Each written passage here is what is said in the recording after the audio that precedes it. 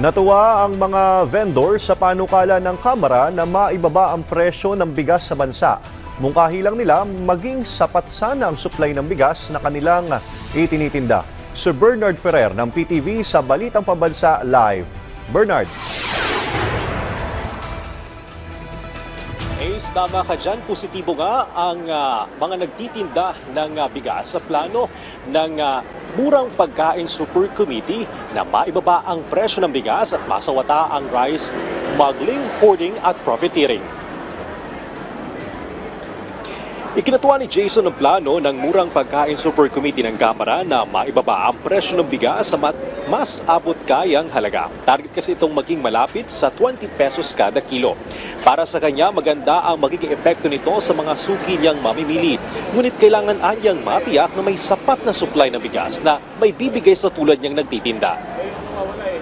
Ako, lagi ko ino-offer yung para sa customer ko. Yun yung isa sa mga objective ko pag nagtitinda ako. So wala akong problema.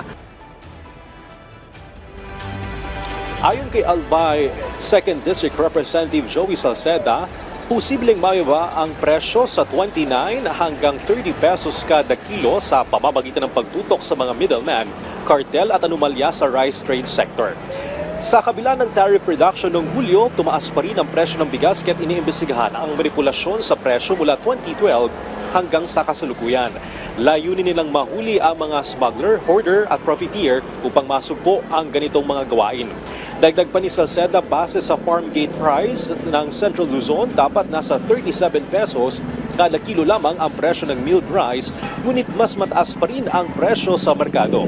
Inaasang bago magpasko may lalabas o maglalabas ang komite ng rekomendasyon para kay Pangulong Ferdinand R. Marcos Jr. upang makatulong sa pagsugpo ng price abuse bilang pamasko sa mga Pilipino.